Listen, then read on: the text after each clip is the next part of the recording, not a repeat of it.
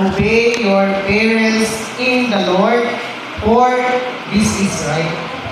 So, by obeying, dunay promise. Dunay saad. Sa may saad. Sa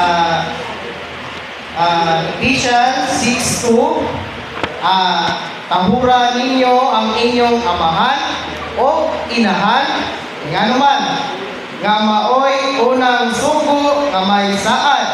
Sa 3, ano siya?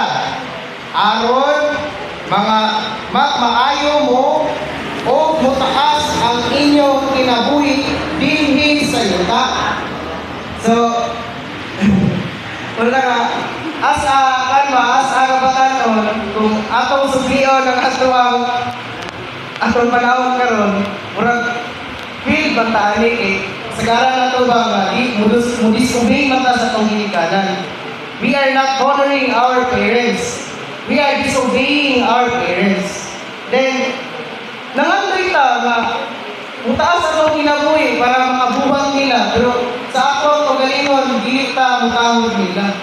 So, para ang sikrito na niya ay matod pa sa Biblia, para mutaas niya atong kinabuhi, na mutahod na yun. Pero